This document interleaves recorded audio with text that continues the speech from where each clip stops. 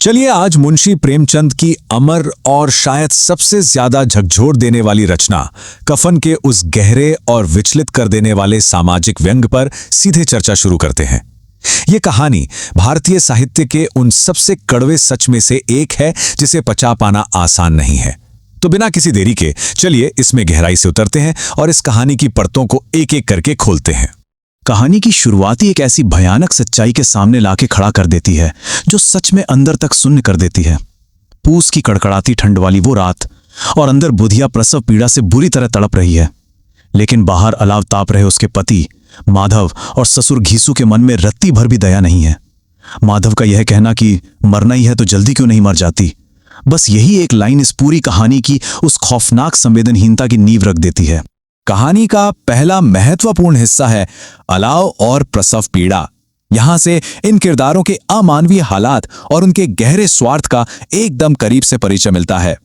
झोपड़े के अंदर और बाहर का ये जो अंतर है वो सच में रोंगटे खड़े कर देने वाला है। सोचने वाली बात है, अंदर एक महिला की जान दांव पे लगी है, वो असहनीय दर्द से तड़प रही है और ठीक उसी वक्त बाहर बैठे घीसू और माधव चुराए हुए आलुओं को छील छील कर बस खाने में लगे हैं। और सबसे भयानक बात क्या है, दोनों में से कोई भी अंदर जाकर उसे देखना तक नहीं चाहता। क्यों? क्योंकि उन्हें डर है कि अगर वो अपनी जगह से उठा तो दूसरा आदमी आलुओं का बड़ा हिस्सा हड़प लेगा। मतलब ये भूख और स्वार्थ का एक ऐसा नंगा नाच है जो इंसानियत शब्द को ही शर्मसार कर दे। अब यहां एक बड़ा दिलचस्प शब्द आता है, आकाश वृत्ति। इसे समझना बहुत जरूरी है। घीसू ने अपनी 60 साल की लंबी उम्र बस इसी आकाश वृत्ति के सहारे काट दी। मतलब एक ऐसा जीवन जो पूरी तरह से बस ऊपर वाले के या कह लें भाग्य के भरोसे चलता है। एक ऐसा गांव जहां बाकी किसान दिन रात जी तोड़ मेहनत कर रहे थे, वहां ये पिता पुत्र सिर्फ और सिर्फ तब काम करते थे जब भुखमरी बिल्कुल गले तक आ जाती थी। घीसू एक दिन काम करता तो 3 दिन गायब रहता और माधव वो तो आधे घंटे काम करके घंटे भर चिलम फूंकता था। ये उनकी इसी चरम भाग्यवाद का एक जीता जागता सबूत है। तो अब आते हैं कहानी के अगले पड़ाव पर कि क्या ये सिर्फ गरीबी है या फिर कोई सामाजिक विद्रोह। यहां एक बहुत बड़ा और जायज सवाल खड़ा होता है। सवाल यह है कि क्या उनका ये भीषण आलस कोई व्यक्तिगत नैतिक पतन है या फिर एक टूटी हुई व्यवस्था को दिया गया एक बहुत ही विकृत सा जवाब। मुंशी प्रेमचंद का ये तीखा और एकदम निष्पक्ष अवलोकन काफी विचलित करने वाला है। उस वक्त समाज का ढांचा ही कुछ ऐसा था कि जो किसान खून पसीना एक कर रहे थे वो भी तो लगभग भुखमरी की ही कगार पर थे, और जो उनकी मजबूरी का फायदा उठा रहे थे वो ऐश कर रहे थे। प्रेमचंद यहां बड़ी बेबाकी से ये विचार रखते हैं कि घीसू की एक घिनौनी मानसिकता भी दरअसल एक ऐसे समाज की ही देन थी जहां दिन रात की मेहनत का कोई वास्तविक सिला या तरक्की थी ही नहीं। इसी बीच घीसू को अचानक 20 साल पुरानी एक ठाकुर की बारात वाली दावत याद आने लगती है, और उसका ये जो संवाद है ना, ये एक बहुत गहरी त्रासदी को दिखाता है। जरा इस बात पर गौर किया जाए कि एक ऐसा इंसान जो जिंदगी भर बस भूखा ही रहा हो, उसके लिए 20 साल पहले खाया गया वो एक भरपेट खाना ही जीवन की सबसे बड़ी उपलब्धि बन जाता है। वो असली घी की पूड़ियां, वो मिठाइयां, इन सब की यादें ये साफ दिखाती हैं कि कैसे जीवन भर की भूख एक इंसान के दिमाग पर पूरी तरह कब्जा कर लेती है और इंसानी संवेदनाओं के लिए कोई जगह ही नहीं छोड़ती। कहानी के तीसरे हिस्से की तरफ बढ़ते हैं, मृत्यु और कफन की व्यवस्था। अगली सुबह होती है और झोपड़ी के अंदर का दृश्य एक बहुत ही दर्दनाक सच्चाई सामने लेकर आता है। बुधिया और उसके गर्भ में पल रहा वो बच्चा, दोनों की दुखद मौत हो चुकी है। तो यहां सबसे अहम बात यह है कि अब आगे होगा क्या। ये सवाल एक बहुत गहरी विडंबना को सामने लाता है कि समाज के उन कड़े मृत्यु संस्कारों को पूरा करने के लिए बिना अन्न और बिना किसी संसाधन वाला ये परिवार आखिर पैसे लाएगा कहां से। घर में पैसे तो ऐसे गायब थे जैसे चील के घोंसले से मांस। समाज ने उनके जीवित रहते हुए तो कोई मदद नहीं की, लेकिन मरने के बाद वो कफन का नियम तो हर हाल में निभाना ही पड़ेगा। अब इस त्रासदी पर गांव वालों की जो प्रतिक्रिया है वो भी एक बहुत कड़वी सच्चाई खोलकर रख देती है। घीसू और माधव रोते पीटते गांव के जमींदार के पास पहुंचते हैं। जमींदार वैसे तो उनसे सख्त नफरत करता है, फिर भी कुड़ते हुए ही सही 2 रुपए निकालकर दे देता है। और एक बार जमींदार ने पैसे दे दिए तो गांव के बनिए और महाजन भी पीछे कैसे हटें।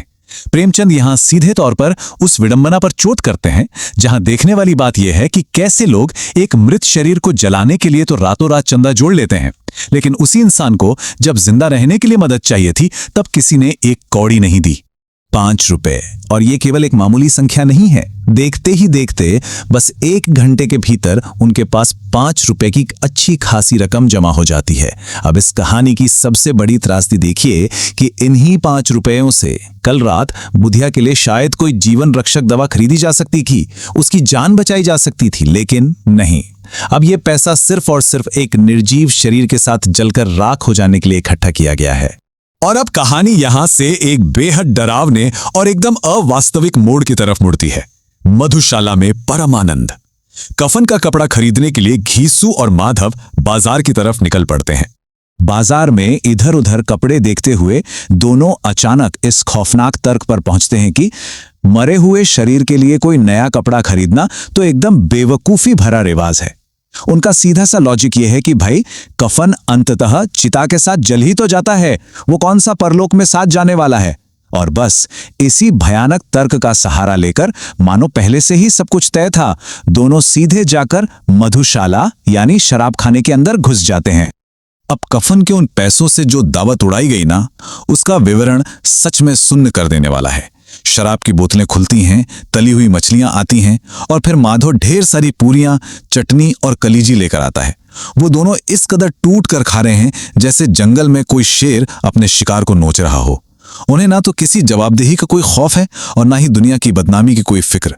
ये एक पल का ऐसा परम आनंद था जो उन्होंने सीधे सीधे मृत्यु के नाम पर मिले पैसों से हासिल किया था। मधुशाला के उस भारी नशे वाले माहौल में माधव के मन में पल भर के लिए एक अपराध बोध जागता है। वो रोते हुए कहता है कि उस बेचारी ने जिंदगी में बहुत दुख भोगा। लेकिन तभी घीसू अपने उस विकृत दर्शन का पत्ता फेंकता है। वो माधव को समझाता है कि अरे वो तो बहुत भाग्यवान थी जो इस दुनिया के माया जाल से इतनी जल्दी मुक्त हो गई।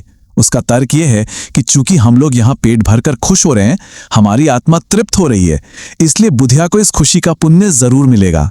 और ये बात बहुत ही शानदार तरीके से कहानी के सबसे अंधेरी विडंबना को दर्शाती है। पेट एकदम फुल होने के बाद माधव क्या करता है कि बची हुई पूरियों का पूरा पत्तल उठाकर एक भूखे भिखारी को दे देता है। मतलब जीवन में बिल्कुल पहली बार एक अंतिम संस्कार के लिए मांगे गए पैसों के जरिए इन दोनों को आज दान देने का वो गौरव और उल्लास महसूस हो रहा है। वो उस भिखारी से बाकायदा कहते हैं कि वो उन्हें भरपूर दुआ दे क्योंकि ये उनकी बहुत गाढ़ी कमाई के पैसे हैं।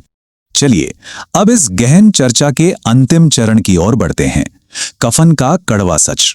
यह हिस्सा मुंशी प्रेमचंद की इस रचना के मुख्य संदेश को हमारे सामने रखता है। कहानी के अंत का ये जो दृश्य है वो बिल्कुल अवास्तविक है, अजीब है और बेहद दुखद भी। मधुशाला के अंदर वे पूरी मस्ती में गीत गा रहे हैं, ठगिनी क्यों नैना झमकावे। नशे में पूरी तरह धुत ये पिता पुत्र बस नाच रहे हैं, उछल कूद रहे हैं। वे अपने ही घर में पड़ी उस बिना कफन वाली लाश की उस भयानक सच्चाई से पूरी तरह कट चुके हैं और अंततः नशे में मदमस्त होकर बेहोश होकर वहीं जमीन पर गिर पड़ते हैं। इस पूरी कहानी पर गौर करने के बाद एक बहुत ही गहरा सवाल उठता है जो असल में इस पूरी रचना का मूल सार है। क्या सच में सिर्फ घीसू और माधव ही अमानवीय हैं, या फिर क्या हमें उस पूरी सामाजिक व्यवस्था पर सवाल उठाना चाहिए जिसने इस तरह की चरम गरीबी को जन्म दिया। एक ऐसी व्यवस्था जहां इंसान की भूख किसी अपने की मौत के शोक पर भी भारी पड़ जाती है। इसी गहरे और विचलित कर देने वाले सवाल के साथ हम आज का यह विश्लेषण समाप्त करते हैं। इस चर्चा में साथ जुड़ने के लिए बहुत बहुत धन्यवाद।